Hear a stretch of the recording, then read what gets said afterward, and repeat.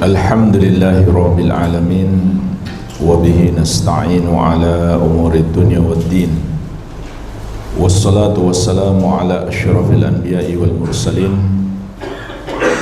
Nabiyyina Muhammadin wa ala alihi wa sahabatihi ajma'in, wa man tabi'ahum bi ihsanin ila yaumiddin. Amma ba'd. Fa ikhwani fid din wa akhwati fillah, kaum muslimin wal muslimat rahimani wa rahimakumullah. Semoga Allah subhanahu wa ta'ala senantiasa mencurahkan rahmatnya kepada kita sekalian. Di dalam surat Al-An'am ayat 82, Allah subhanahu wa ta'ala berfirman, Alladzina amanu walam yalbisu imanahum bidzulmin ulaika lahumul amnu wa hum muhtadun. Orang-orang yang beriman dan tidak mencampurkan iman mereka dengan kezaliman sedikit pun, maka mereka itulah orang-orang yang akan dianugerahkan keamanan dan hidayah. Di dalam ayat yang mulia ini Allah subhanahu wa ta'ala menjelaskan kepada kita kriteria utama orang yang beriman dan apa anugerah yang Allah akan berikan kepada mereka. Ini dua hal penting di dalam ayat ini. Yang pertama, kriteria utama orang yang beriman. Kata Allah subhanahu wa ta'ala, orang-orang yang beriman itu adalah yang tidak mencampurkan iman mereka dengan kezaliman sedikit pun. Apa makna kezaliman dalam ayat ini? Diterangkan dalam hadis Ibnu Mas'ud radhiyallahu anhu, beliau menyebutkan ketika ayat ini turun, maka kaum muslimin merasa berat. Mereka pun bertanya, "Ya Rasulullah, ayyuna la yadhlimu nafsah?" Wahai Rasulullah, siapakah di antara kami yang tidak menzalimi dirinya sendiri? Artinya sahabat mengira makna kezaliman di sini mencakup semua dosa. Maka Rasulullah sallallahu alaihi wasallam mengatakan, "Laisa kama taqulun." Tidak seperti yang kalian katakan. Lam yalbisu imanahum bidzulmin. Mereka tidak mencampurkan iman mereka dengan kezaliman, artinya adalah bisyirkin, dengan kesyirikan, yaitu kezaliman terbesar.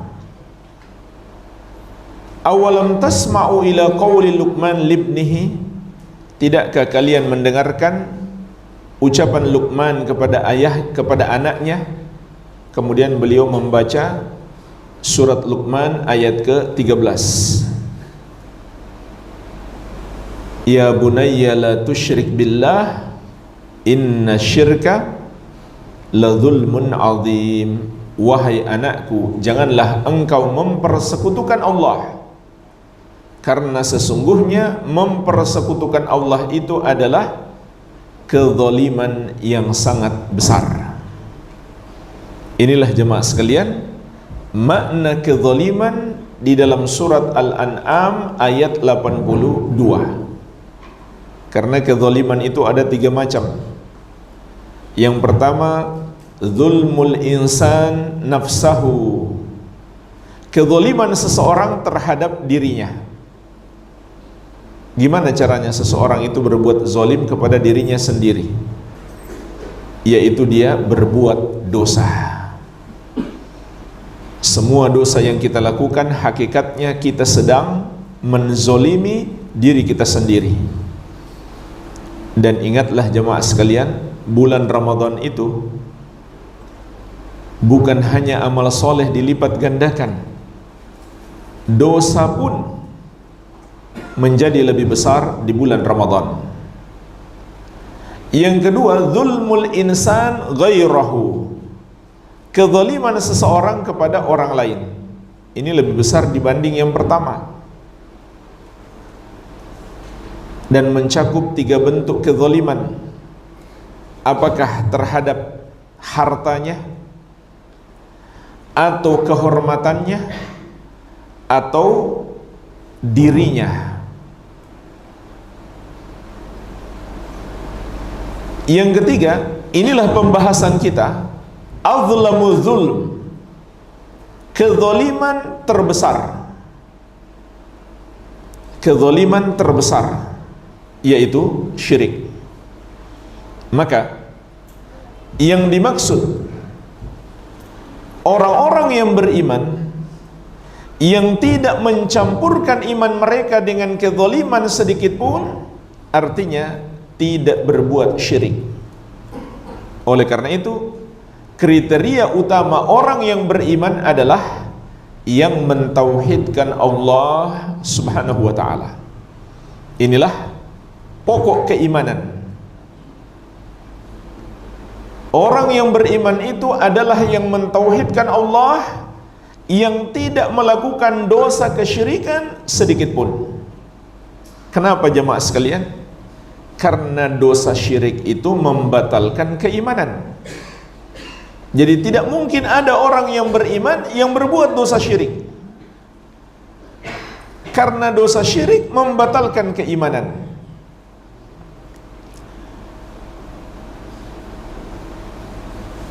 Maka Allah mengabarkan kepada kita, orang-orang yang beriman itu adalah orang-orang yang tidak berbuat dosa syirik sedikit pun.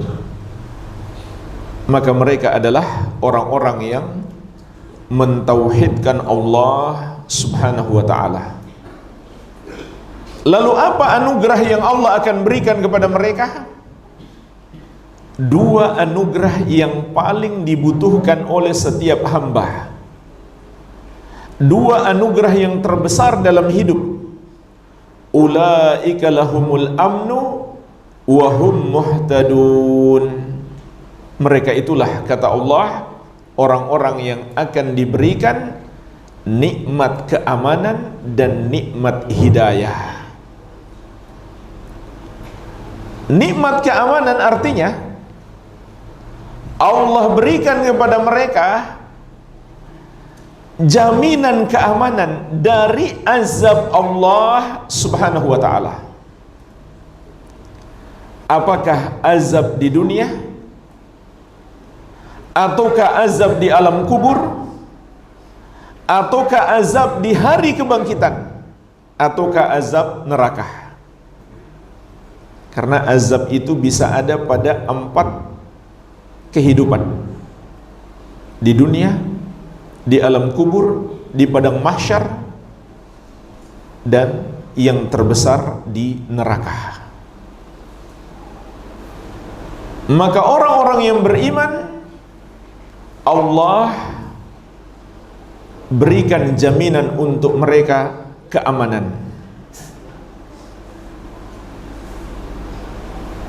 Maka dari sini kita bisa memetik pelajaran jemaah sekalian, tauhid itu adalah jaminan keselamatan dari azab Allah Subhanahu wa ta'ala.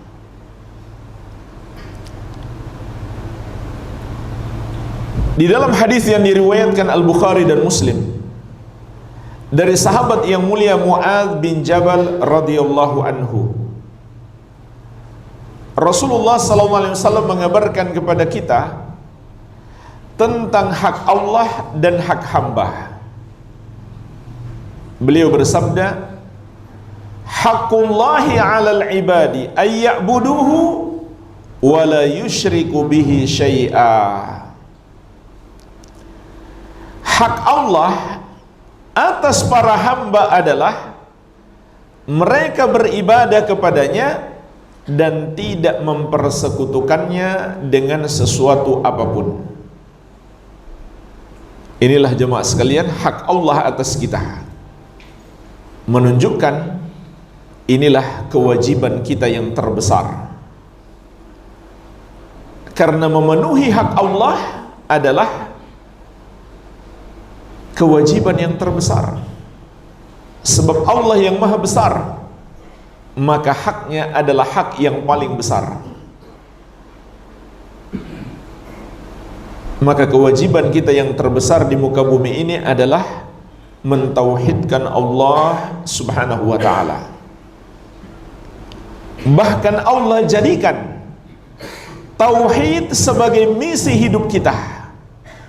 Tujuan kita diciptakan di muka bumi ini, sebagaimana dalam surat Az-Zariyat ayat ke-56, wa ma khalaqatul jinna wal insa illa liya'budun, dan tidaklah aku menciptakan jin dan manusia kecuali agar mereka beribadah kepadaku. Makna beribadah kepada Allah bukan sekedar menyembah Allah, tapi mentauhidkan Allah dalam penyembahan itu. Sebagaimana kata sahabat yang mulia Ibnu Abbas radhiyallahu taala anhuma, kullu ma warada fil Qur'ani minal ibadah famaknaha tauhid. Semua kata ibadah yang terdapat dalam Al-Qur'an artinya adalah tauhid. Kenapa jemaah sekalian? Makna ibadah adalah tauhid.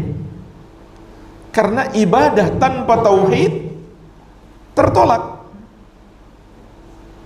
Dalam surat Az-Zumar ayat ke-65 Allah menegaskan, la in asyrakta la yahbatanna amaluka wa la takunanna minal khasirin. Kalau kamu berbuat syirik, terhapuslah amalanmu dan kamu termasuk orang-orang yang merugi. Maka inilah tujuan hidup kita, untuk mentauhidkan Allah dan menjauhi kesyirikan. Sehingga Allah tetapkan inilah misi utama dakwah seluruh nabi dan rasul alaihi wassalatu wassalam. Sebagaimana dalam surat An-Nahl ayat ke-36,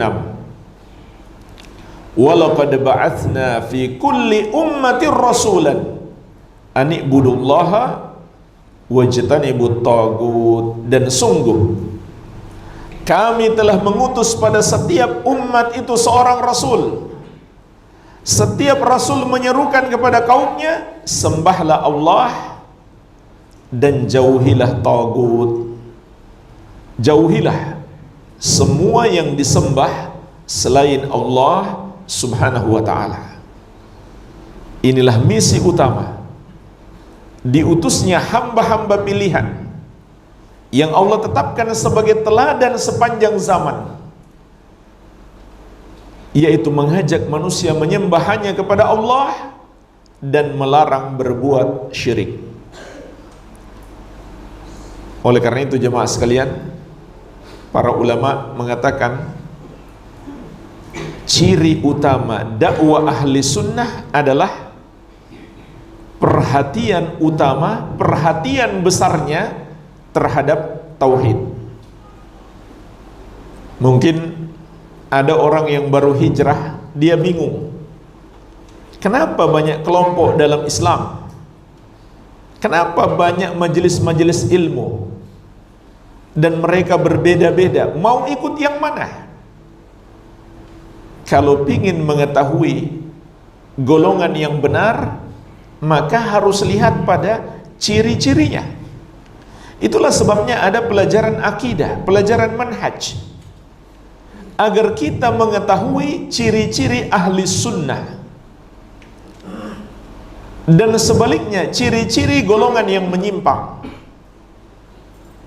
Maka ketahuilah ciri utama ahli sunnati wal jamaah yang dengannya mudah kita mengenal siapa ahli sunnah adalah perhatian utama mereka terhadap tauhid.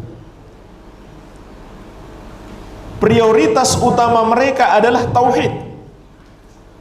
Dalam mempelajarinya, mengamalkannya, dan mendakwahkannya. Sebaliknya, golongan-golongan yang menyimpang jamaah sekalian, dengan mudah dapat kita kenali, mereka tidak memprioritaskan tauhid. Mereka lebih mementingkan yang lain. Bahkan tidak sedikit yang meremehkan urusan tauhid. Bahkan tidak sedikit pula yang tidak paham tauhid. Padahal mereka juga berdakwah. Mereka juga menyerukan agar umat Islam kembali kepada Islam. Mereka juga ingin menjayakan Islam. Mereka ingin memperjuangkan agama Islam. Tapi mereka tidak tahu jalannya. Mereka tidak tahu metode yang ditempuh oleh para nabi dan rasul alaihi wassalatu wassalam. Maka Allah mengajarkan kepada kita, dakwah yang ditempuh para nabi dan rasul adalah dakwah tauhid. Dan ini pula yang dilakukan oleh Rasulullah sallallahu alaihi wasallam dan para sahabat radhiyallahu taala anhum ajmain.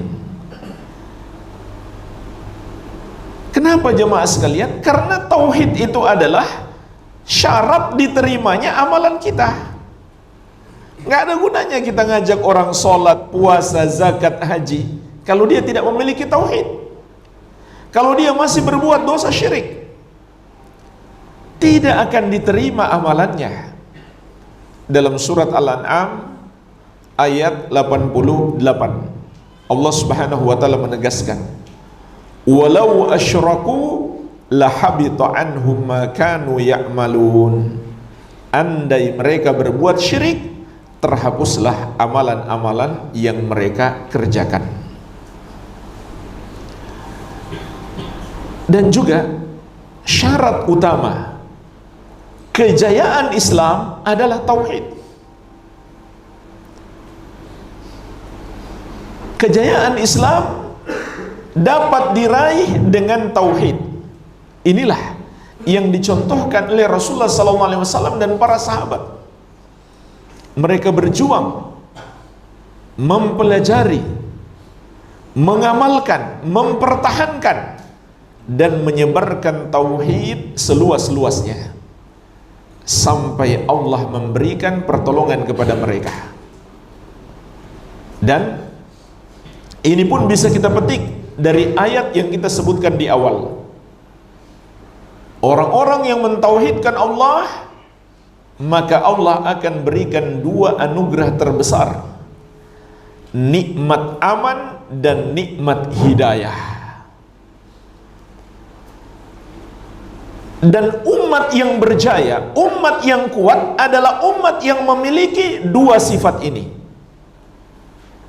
Memiliki nikmat aman dan mendapatkan hidayah. Suatu negara yang kuat, satu bangsa yang kuat adalah bangsa yang aman, negara yang aman. Artinya mereka mendapatkan pertolongan Allah. Musuh-musuh mereka tidak bisa mengalahkan mereka, tidak bisa menakut-nakuti mereka, karena Allah berikan kepada mereka keamanan. Dan ini juga janji Allah di surat An-Nur ayat ke-55.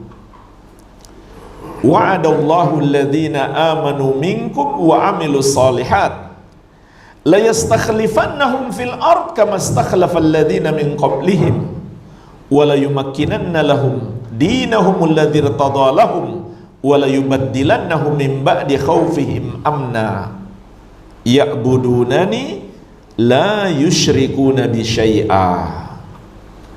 Allah telah berjanji kepada orang-orang yang beriman dan beramal soleh di antara kalian. Orang-orang yang beriman, tadi sudah kita bahas, kriteria utamanya adalah tauhid. Orang-orang yang beramal soleh, amal soleh itu adalah amalan yang dibangun di atas tauhid. Karena amalan tanpa tauhid tertolak. Maka Allah berjanji kepada mereka 3 hal. Yang pertama, la yastakhlifannahum fil ard kama stakhlafal ladzina min qablihim. Sungguh benar-benar Allah akan jadikan mereka berkuasa di muka bumi sebagaimana Allah telah menjadikan orang-orang yang beriman dan beramal soleh sebelum mereka berkuasa. Yang kedua, wala yumakkinanna lahum dinahumul ladzi irtada lahum. Dan sungguh Allah akan jadikan agama yang telah Allah ridhoi untuk mereka menjadi kuat, menjadi tegak. Wala yubaddilannahum min ba'di khaufihim amna. Dan sungguh benar-benar Allah akan gantikan rasa takut mereka menjadi aman sentosa. Kemudian perhatikan, Allah mengatakan setelah itu, ya'budunani la yusyrikuna bi syai'a. Mereka beribadah kepadaku, tidak mempersekutukan aku sedikit pun. Maka tauhid itulah jalan menuju kejayaan umat. Orang yang ingin menjayakan Islam, memperjuangkan agama Islam tanpa memperhatikan tauhid, nggak akan sampai pada cita-citanya. Tidak akan bisa dia menjayakan Islam, nggak bisa. Walaupun dia sudah berhasil mengumpulkan massa sebanyak-banyaknya, walaupun dia sudah berhasil menguatkan ekonomi, walaupun dia sudah berhasil memiliki pengaruh politik yang kuat, tanpa tauhid dia nggak akan berhasil, dia nggak akan sukses. Tauhid kunci utamanya. Maka kita lihat jemaah sekalian, banyaknya orang yang berdakwah tapi tidak memprioritaskan tauhid, bahkan tidak memahami tauhid. Maka ciri utama untuk mengenal dakwah yang hak adalah perhatiannya terhadap tauhid. Dan jemaah sekalian, di antara perbedaan yang mudah, perbandingkanlah ketika Ahlus Sunnah membahas tentang syirik dan golongan-golongan yang lain. Golongan-golongan yang lain mungkin juga menyerukan tauhid, tapi hanya secara global. Adapun merinci, terutama merinci tentang permasalahan syirik, tidak ada yang melakukan itu kecuali Ahlus Sunnah. Antum bisa buka di YouTube, bisa lihat banding-bandingkan kajian-kajian siapa yang membahas syirik sampai detail. Hanya Ahlus Sunnah. Ini diantara perbedaannya dakwah yang memperhatikan urusan tauhid. Ketika membahas tentang kesyirikan, itu dibahas semuanya, semua bentuk kesyirikan, dan sampai detail. Kenapa golongan-golongan tersebut tidak membahas tentang kesyirikan, apalagi sampai mendetail? Karena banyak sebab. Di antaranya, mereka sendiri belum paham. Karena nggak punya semangat untuk belajar itu. Sebab yang lainnya, ketika sudah membahas tentang kesyirikan, banyak orang yang akan marah, banyak orang yang akan tersinggung. Apalagi kalau dakwahnya orientasinya adalah mengumpulkan orang sebanyak-banyaknya, sulit untuk mendakwahkan tauhid, sulit untuk mengingatkan bahaya syirik. Karena ada banyak orang berbuat syirik, dia takut membuat mereka tersinggung. Dan inilah sebabnya jamaah sekalian, mengapa Rasulullah SAW dimusuhi. Coba kita renungkan, kok bisa orang yang paling mulia akhlaknya tapi paling dimusuhi oleh kaumnya sendiri? Tidak ada dalam sepanjang sejarah yang lebih agung akhlaknya daripada Nabi Muhammad SAW. Wa innaka la'ala khuluqin azim. Allah yang memuji beliau, sesungguhnya engkau wahai Muhammad berada di atas akhlak yang agung. Yang paling suka berbuat baik kepada orang lain, yang paling sopan tutur katanya, yang tidak pernah berbuat buruk sedikit pun kepada orang lain. Bersamaan dengan itu, beliau yang paling mereka benci. Kenapa jemaah sekalian? Karena suka menyalah-nyalahkan, suka mensyirik-syirikan. Itu yang membuat mereka marah. Karena peribadahan mereka kepada selain Allah dihukumi syirik oleh Rasulullah SAW, dihukumi kufur oleh beliau, dihukumi sebagai dosa terbesar yang akan mengekalkan pelakunya di neraka. Itu yang membuat mereka marah. Jadi kalau kita berdakwah dan gak mau bikin orang marah, kita gak akan bisa berdakwah dengan baik. Yang penting jangan bikin orang marah karena kita berbuat zalim kepada dia. Tapi kalau kita sekedar menyampaikan yang hak, mengingatkan bahaya perbuatan dosa, kemudian ada yang marah, itu sunnatullah, itu sudah ketetapan Allah. Adanya orang-orang yang marah, tersinggung ketika disampaikan tentang kebenaran. Kalau kita prinsipnya berdakwah jangan sampai membuat orang tersinggung, maka kita nggak akan bisa berdakwah dengan benar. Mau mengatakan riba itu haram, nggak enak sama orang yang bertransaksi riba. Mau mengatakan judi itu haram, nggak enak sama para penjudi. Mau mengatakan korupsi itu haram, nggak enak sama para koruptor. Demikian seterusnya. Maka sebagian orang demi mencari keridhaan orang-orang musyrik, mereka tidak menyalahkan kesyirikan itu, mereka tidak mengingkarinya, mereka takut melakukannya karena dakwahnya bukan dakwah tauhid, dakwahnya sekedar ingin mengumpulkan orang sebanyak-banyaknya. Jadi jemaah sekalian, inilah misi dakwah seluruh nabi dan rasul alaihi wassalatu wassalam. Misi dakwah utama para sahabat radhiyallahu taala anhum ajma'in. Allah tetapkan sebagai misi utama dakwah mereka, menunjukkan tauhid itu adalah kewajiban terbesar dalam hidup kita. Karena tauhid adalah hak Allah Subhanahu wa taala. Dan di sini kita bisa memetik pelajaran. Apabila tauhid adalah hak Allah, maka hamba tidak berhak untuk menyembah kepada selain Allah. Hamba juga tidak berhak untuk memilih agama selain Islam. Dan apabila seorang muslim mengatakan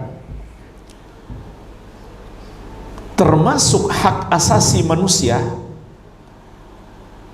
kita bebas memilih mau menyembah atau menuhankan siapa, maka dia bukan lagi seorang muslim. Islamnya batal. Atau jika seorang muslim mengatakan manusia itu punya hak asasi untuk memilih agama sesuai keyakinannya, maka dia bukan lagi seorang muslim. Islamnya batal. Kenapa? Karena kalau begitu dia mengingkari tauhid dan mendustakan ayat-ayat Allah dan hadis Nabi SAW. Sebab tauhid itu jamaah sekalian terdiri dari dua bagian. Ini yang disebut dua rukun tauhid dan dua rukun la ilaha illallah. Rukun yang pertama adalah an-nafyu, penafikan. Apa maknanya? Kita ingkari, kita salahkan, dan kita jauhi sejauh-jauhnya semua bentuk peribadahan kepada selain Allah. Rukun yang kedua adalah al-itsbat, penetapan. Yang artinya kita tetapkan keimanan kita yang berhak disembah hanya Allah yang satu saja. Inilah yang terkandung di dalam la ilaha illallah. Sehingga la ilaha illallah itu bermakna la ma'budah haqqun illallah, tidak ada yang berhak disembah kecuali Allah. Maka kalau seseorang mengatakan manusia itu bebas memilih siapa yang hendak dia sembah, berarti dia mengingkari la ilaha illallah. Karena la ilaha illallah mengharuskan kita menyalahkan peribadahan kepada selain Allah. Begitu pula dia mengingkari ayat-ayat dan hadis yang menetapkan hanya Allah yang berhak disembah dan semua yang disembah selain Allah adalah batil. Dalam surat Al-Hajj ayat ke-62 Allah Azza wa Jalla menegaskan, "Dzalika bi anna Allaha huwal haqq wa anna ma yad'una min dunihi huwal batil." Yang demikian itu dialah Allah, sesembahan yang benar, dan yang mereka sembah selain dia adalah batil, salah, tidak benar. Begitu pula dia telah mendustakan kesepakatan ulama bahwa yang berhak disembah hanya Allah yang satu saja, dan semua yang menyembah kepada selain Allah bukanlah orang-orang yang beriman. Mereka adalah pelaku dosa terbesar yang disebut orang musyrik lagi kafir.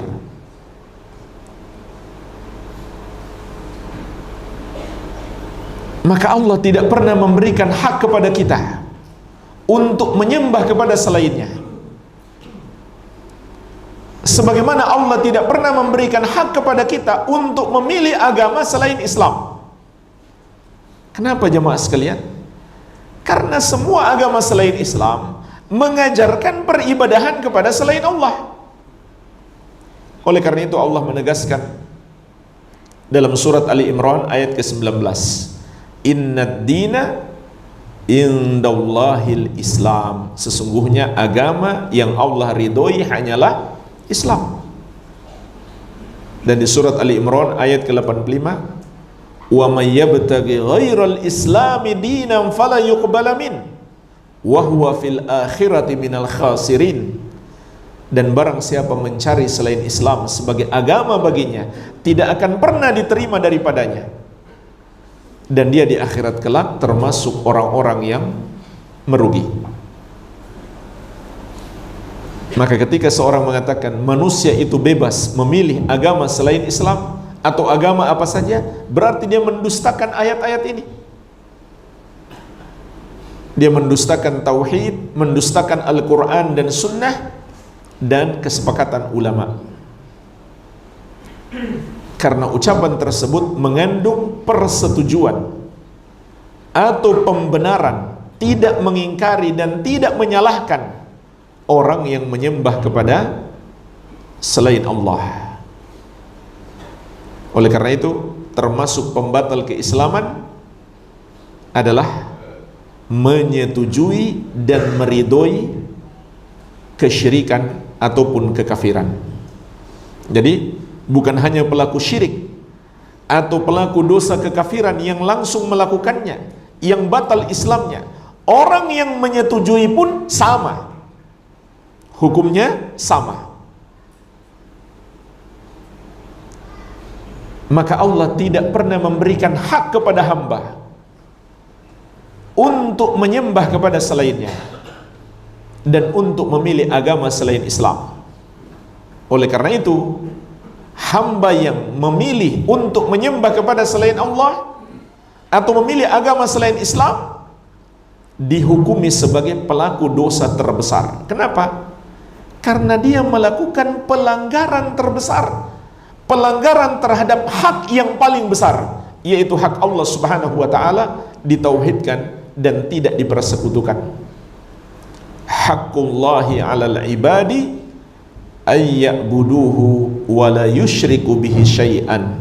Hak Allah atas para hamba adalah mereka menyembahnya dan tidak mempersekutukannya dengan sesuatu apapun.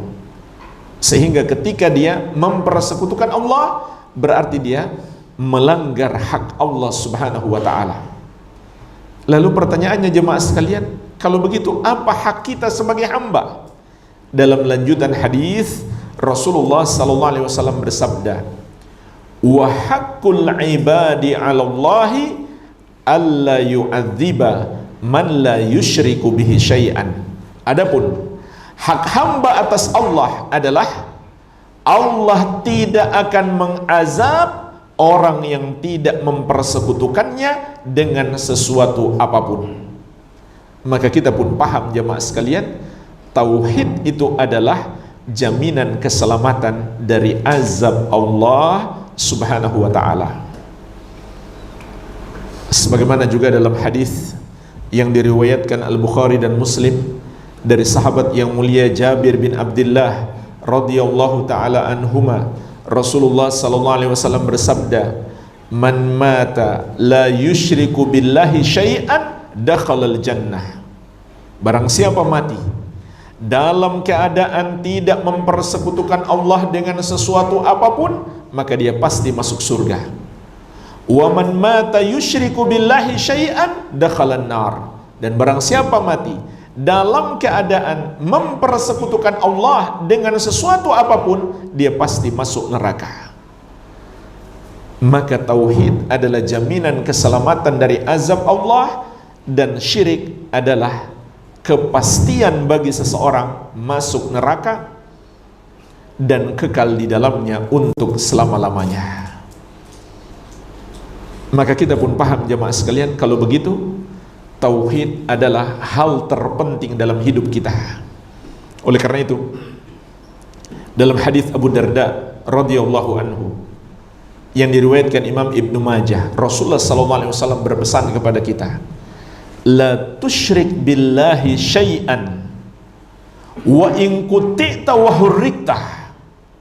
Janganlah kamu mempersekutukan Allah dengan sesuatu apapun, meskipun kamu dibunuh dengan cara yang paling kejam, meskipun kamu harus mati dengan cara yang paling menderita, yaitu dicincang-cincang dan dibakar. Maksudnya dicincang-cincang itu dipotong-potong, dipenggal-penggal, terakhir baru mati. Kalau penggal pertama langsung mati, baru dicincang, ya nggak kerasa. Dan dibakar hidup-hidup, termasuk kematian yang paling mengerikan. Tapi Nabi SAW mengatakan, meskipun kamu harus mati dengan cara seperti itu, jangan berbuat dosa syirik sedikit pun. Kenapa jemaah sekalian? Karena orang yang mentauhidkan Allah itu, ketika ruhnya berpisah dari jasadnya, dia tidak lagi merasakan penderitaan sedikit pun. Dia telah disambut dengan kenikmatan. Saat ruhnya berpisah dari jasadnya, para malaikat rahmat sudah menantinya dengan membawa bejana dari surga dengan aroma yang sangat harum. Disitulah diletakkan ruhnya. Kemudian mereka membawanya untuk berjumpa dengan Allah. Setelah itu dikembalikan ruhnya ke kuburannya. Kemudian dia mendapatkan nikmat kubur. Walaupun kita lihat tubuhnya masih terbakar, tubuhnya masih terkoyak-koyak, tapi ketika ruhnya sudah berpisah dari jasadnya, tidak ada lagi penderitaan yang dia rasakan. Jadi yang sakit kanker, tumor, sakit-sakit berat itu nggak usah khawatir. Begitu mati sembuh. Tidak ada penyakit yang dibawa ke alam kubur. Bukan saya suruh bunuh diri ya, tapi itu kenyataan. Orang beriman itu ketika ruhnya berpisah dari jasadnya, yang dia rasakan hanyalah kenikmatan. Sebaliknya, orang yang berbuat dosa syirik, meskipun hidupnya dalam keadaan baik di dunia, sejahtera, penuh dengan kenikmatan dunia, tapi ketika ruhnya berpisah dari jasadnya, disitulah dimulai penderitaan yang kekal abadi. Oleh karena itu Nabi SAW berpesan, jangan kamu berbuat syirik meskipun kamu harus mati dengan cara yang paling menderita. Karena tauhid adalah jaminan keselamatan kita dari azab Allah. Dan sebaliknya syirik adalah kepastian seseorang mendapatkan azab yang kekal abadi. Pertanyaannya jemaah sekalian, bagaimana kalau seseorang tidak berbuat dosa syirik tapi masih melakukan dosa yang lain? Dia masih makan riba, dia masih minum khamar, dia masih berjudi, dia koruptor juga, tapi dia nggak berbuat dosa syirik, dia masih punya tauhid, dan sampai mati dia nggak bertobat dari dosa-dosa tersebut. Apakah dia juga dijamin selamat dari azab Allah? Jawabannya, ya, dia juga dijamin. Jaminan keselamatan dari azab Allah itu hanya satu, tauhid. Menghadap Allah tanpa membawa dosa syirik. Namun jamaah sekalian, jaminan keselamatan itu ada dua macam. Ada yang sempurna, ada yang gak sempurna. Itu dia masalahnya. Yang sempurna artinya apa? Langsung masuk surga. Yang tidak sempurna artinya dia terancam mampir di neraka dulu. Tapi andaikan dia mampir di neraka, suatu hari dia akan keluar dari neraka dan dimasukkan ke dalam surga. Selamat juga kan? Selamat juga akhirnya. Tapi mampir dulu di neraka. Jadi tauhid itu adalah jaminan keselamatan. Hanya satu saja, jaminan keselamatan. Cuma orang yang selamat ada dua macam. Ada yang selamatnya sempurna langsung masuk ke surga, ada yang terancam masuk ke neraka dulu. Namun andaikan dia masuk neraka, maka dia tidak kekal di neraka, sehingga suatu hari dia selamat juga. Oleh karena itu jemaah sekalian, hendaklah kita menyempurnakan tauhid kita, bukan saja menjauhi dosa syirik, tapi semua dosa. Jadi ini ketentuan yang Allah tetapkan. Tauhid itulah jaminan keselamatan. Tetapi bukan bermakna kita meremehkan dosa selain syirik, tidak. Kenapa? Karena orang yang berbuat dosa selain syirik sampai mati nggak bertobat, pertama dia masih terancam masuk neraka dulu. Dia masih terancam masuk ke neraka terlebih dahulu. Dan siapa yang bisa bersabar menghadapi azab neraka walaupun sebentar? Yang kedua jamaah sekalian, yang perlu kita takutkan juga, dosa selain syirik itu pun bisa menjadi pintu kepada kesyirikan. Jadi jangan kita anggap remeh, karena setiap dosa dia bisa mengantarkan kepada dosa yang lebih besar. Sebab Nabi SAW mengabarkan, seorang hamba ketika dia berbuat dosa, muncul satu titik hitam di hatinya. Kalau dia tambah melakukan dosa, bertambah titik hitam itu, sehingga titik hitam itu bisa menutupi hatinya. Kalau sudah menutupi hatinya, datang syubhat yang menjerumuskan kepada kesyirikan, dengan mudahnya dia terjerumus dalam syirik. Karena hatinya sudah tertutupi oleh hitamnya dosa. Ini yang perlu kita takutkan. Innal abda idza adznaba dzamban kanat nuqtatan sauda fi qalbih. Sesungguhnya hamba itu apabila melakukan satu dosa, muncul satu titik hitam di hatinya. Fa in taba minhu saqula qalbuhu wa in zada zadat. Kalau dia bertobat dari dosa itu, hatinya menjadi bersih lagi. Tapi kalau dia tambah berbuat dosa, maka titik hitam itu pun bertambah. Kalau sudah titik hitamnya menutupi hati, itulah hati yang jauh dari hidayah, sulit memahami kebenaran, dan mudah terbawa syubhat. Jadi bukan berarti kita meremehkan dosa-dosa selain syirik. Cuma kita ingin menjelaskan tentang keutamaan tauhid. Pendosa sekalipun yang sudah dimasukkan ke neraka karena banyaknya dosa-dosa yang dia lakukan, akhirnya selamat karena dia punya tauhid. Dan pendosa itu pun tidak pasti masuk neraka. Makanya saya bilang tadi, terancam masuk neraka.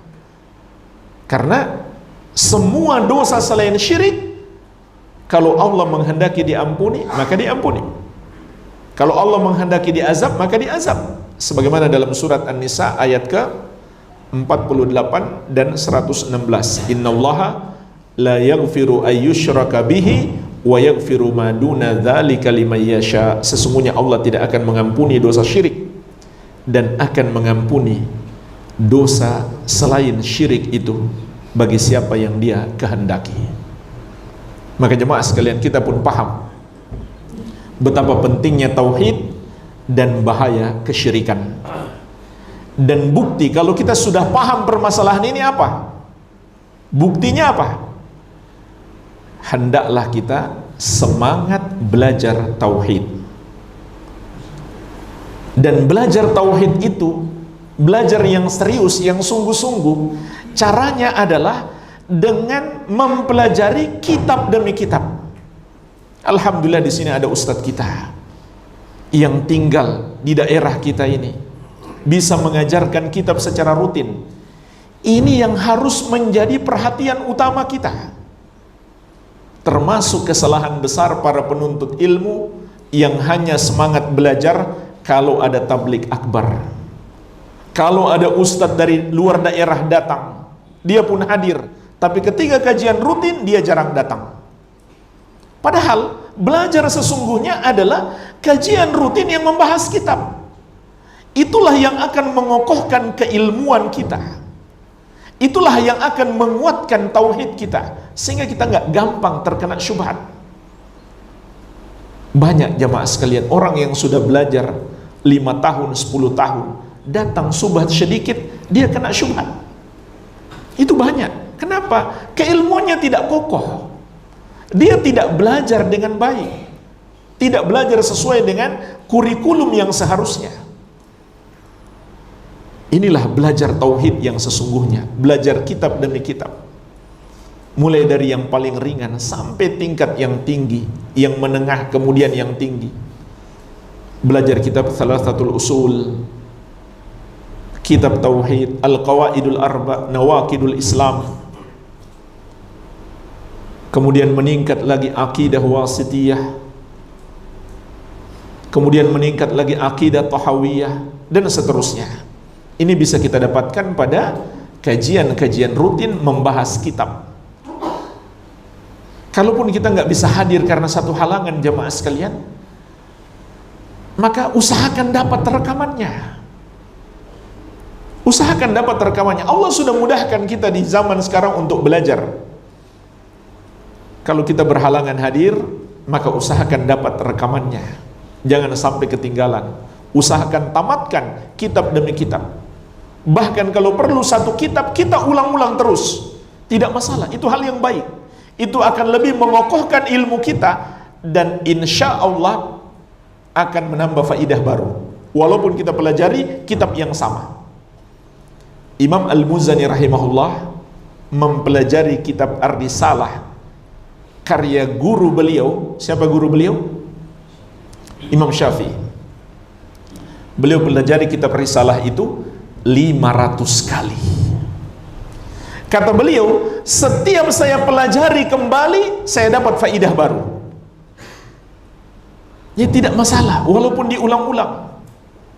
Apalagi kalau kita di kesempatan-kesempatan yang dulu memang sudah belajar kitab Thalathatul Usul, tapi dalam 10 pertemuan cuma 3 kali datang.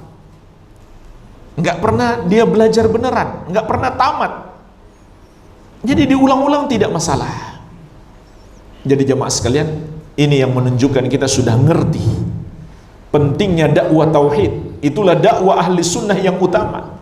Maka kita semangat dalam mempelajari kitab-kitab tauhid, menghadiri kajian-kajian kitab yang membahas tauhid. Walhamdulillah, mungkin ini saja yang bisa saya bahas, semoga bermanfaat. Terkait pemberian dari orang di wanita dan bahwa bagaimana terus orang tua ngasih air putih air putih sama garam, oralit dong. Itu makanya yang dilakukan terus sampai di Kalimantan misalnya harus ditabur ke samping rumah sama ditabur di samping rumah sama di cuci muka ke anak. Kalau kayak gitu termasuk sirik dan sirik besar atau sirik kecil? Oh ya,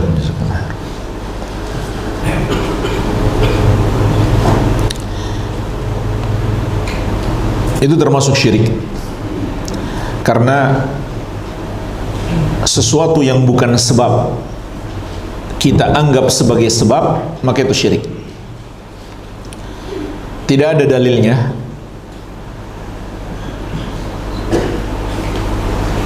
oralit bisa mengusir setan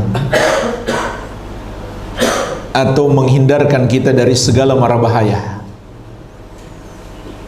Air dicampur garam bisa menghindarkan kita dari segala mara bahaya, tidak ada dalilnya.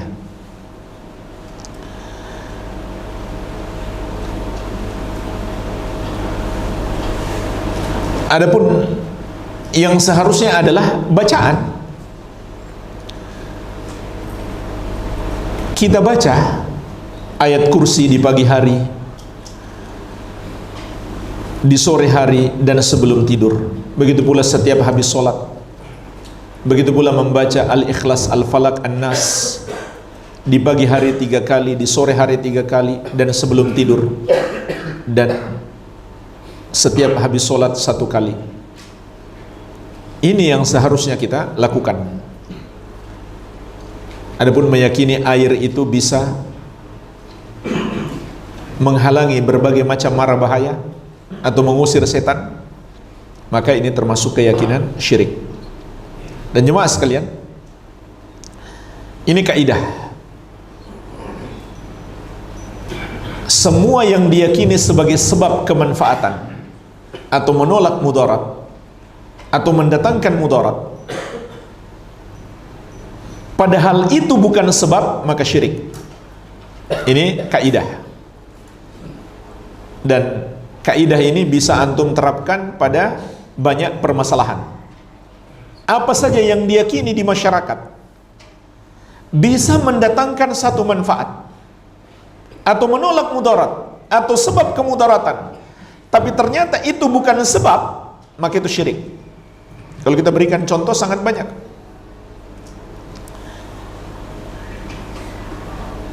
Ketika lahir bayi, orang mengambil ari-arinya, kemudian ditanam, dikasih lampu, Apa keyakinan di balik itu? Bisa bermanfaat bagi si bayi. Padahal itu bukan sebab kemanfaatan bagi si bayi. Maka itu adalah syirik. Atau ibu-ibu meletakkan di bawah bantal gunting dan peniti. Dan ini sangat berbahaya ya. Bisa ketusuk. Ya. Diyakini itu adalah sebab menolak kemudaratan dari si bayi, padahal itu bukan sebab. Maka meyakininya sebagai sebab adalah syirik. Sebut apa saja yang diyakini sebagai sebab padahal itu bukan sebab, maka itu syirik. Kenapa syirik jemaah sekalian? Karena dua hal. Yang pertama, yang maha mampu menetapkan sesuatu sebagai sebab hanya Allah Subhanahu wa ta'ala. Sehingga kalau kita menetapkan sesuatu sebagai sebab, padahal itu bukan sebab yang Allah tetapkan, maka kita telah menyamakan diri kita dengan Allah. Na'udzubillah. Ini yang pertama. Yang kedua, ketika hati kita bergantung kepadanya, ini juga syirik. Kenapa? Karena bergantung hati itu ibadah. Ibadah apa namanya? Ibadah apa namanya? Tawakal. Tawakal itu adalah sebesar-besar ibadah. Kita hanya boleh bergantung kepada Allah yang satu saja. Hanya saja syirik di sini bisa jadi syirik besar, bisa jadi syirik kecil. Kalau seseorang meyakini Allah yang memberikan pertolongan kepadanya, benda-benda itu hanya sebab, maka syirik kecil. Tapi kalau dia yakini benda-benda itu yang menakdirkan, yang menolongnya bukan Allah, maka syirik besar. Kecuali jemaah sekalian kalau melibatkan dukun, nggak ada lagi syirik kecil. Karena banyak orang dapat benda-benda yang diyakini sebagai sebab kemanfaatan itu dari para dukun. Maka mempercayai para dukun adalah syirik besar. Baik. Nah, sekarang pertanyaannya, bagaimana caranya kita mengetahui sesuatu adalah sebab? Caranya bagaimana? Caranya ada dua. Yang pertama, melalui dalil syar'i, melalui dalil Al-Quran dan Sunnah. Contoh, sebab-sebab kesembuhan banyak dikabarkan di dalam Al-Quran dan Sunnah. Kita pun yakin itu adalah sebab kesembuhan, seperti madu, habbatus sauda, berbekam, ruqyah, dan lain-lain. Kita tahu dari mana itu adalah sebab kesembuhan? Dari dalil syar'i. Cara yang kedua adalah dengan pembuktian yang ilmiah, yang masuk akal, yang bisa menghubungkan antara sebab dengan akibat. Contoh, obat-obat kedokteran modern diteliti, dipastikan, dibuktikan ada hubungan antara sebab dan akibat. Dengan sebab zat ini bisa menghilangkan penyakit itu, bisa dibuktikan secara ilmiah. Maka kita pun tahu itu adalah sebab yang Allah tetapkan. Nah, sekarang dua kaidah ini kita uji pada pertanyaan beliau. Air dikasih garam, ada nggak dalilnya? Tidak ada dalilnya. Yang kedua, bisa nggak dibuktikan secara ilmiah kalau disiram di sekitar rumah itu bisa melindungi dari mara bahaya? Nggak bisa dibuktikan. Maka meyakininya sebagai sebab adalah syirik. Tapi jemaah sekalian, meruqyah di air boleh. Meruqyah di air boleh. Ada orang sakit, kita ambil air, kita bacakan Al-Fatihah misalkan, kemudian kita suruh dia minum atau dia mandi dengannya. Maka ini dibolehkan, ini diamalkan di masa salaf. Ya, wallahu alam.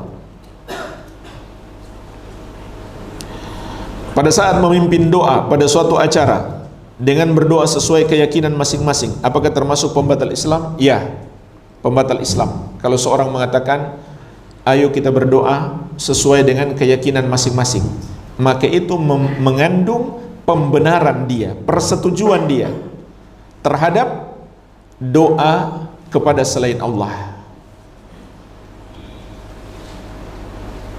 Bahkan dia yang ngajak loh.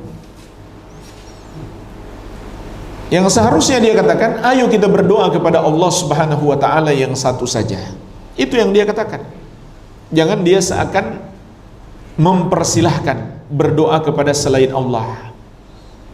Ini bentuk persetujuan. Ar-ridho bil kufri kufrun. Meridhoi kekafiran adalah kekafiran. Ada orang berdoa kepada selain Allah, kemudian kita hadir di tempat itu saja sudah salah. Apalagi kita yang ngajak dia. Ayo berdoa sesuai keyakinan Anda. Berarti kita yang ngajak dia. Ini lebih parah lagi sesungguhnya. Allah ingatkan di surat An-Nisa ayat 140. Wa qad nazzala 'alaikum fil kitabi an idza sami'tum ayati llahi yukfaru biha wa yustahza'u biha fala taq'udu ma'ahum hatta yakhudu fi haditsin ghairi innakum idzam mithluhum. Sungguh telah diturunkan di dalam Alkitab, apabila kalian mendengarkan ayat-ayat Allah diingkari dan diperolok-olok, maka janganlah kamu duduk-duduk bersama orang-orang yang melakukan kekafiran itu. Kalau kamu bersama mereka, kamu kalau begitu sama dengan mereka. Ini cuma sekedar dia ada di situ. Bagaimana lagi kalau dia yang ngajak, mempersilahkan? Jadi hati-hati. Kalimat seperti ini menunjukkan keridhaan dan persetujuan terhadap orang yang berdoa kepada selain Allah Subhanahu wa ta'ala. Dalam Islam, menyetujui hal tersebut adalah kekafiran dan bukan toleransi. Mungkin orang berpikir, ya kita kan harus toleransi. Yang hadir di situ ada non-muslim. Maka jemaah sekalian, itu bukan bentuk toleransi. Itu adalah dosa terbesar pembatal keislaman. Bukan sebuah toleransi, itu toleransi yang kebablasan. Toleransi itu adalah sekedar kita tidak berbuat zalim kepada orang kafir, kepada non-muslim. Dan juga kita masih diizinkan oleh Allah untuk berbuat baik kepada mereka selama mereka tidak memerangi Islam dan mengusir kaum muslimin dari negeri mereka. Itulah toleransi. Bukan menunjukkan persetujuan atau keridhaan terhadap perbuatan mereka menyembah kepada selain Allah Subhanahu wa ta'ala. Itu bukan toleransi. Wallahu alam. Kita cukupkan dulu, semoga bermanfaat. Lebih dan kurangnya saya mohon maaf. Wabillahi taufik. Subhanakallahumma bihamdika asyhadu an la ilaha illa anta astaghfiruka wa atubu ilaik. Wa sallallahu ala nabiyyina Muhammadin wa alihi wasallam. Wa akhiru da'wana anil hamdulillahi rabbil alamin. Wassalamualaikum warahmatullahi wabarakatuh.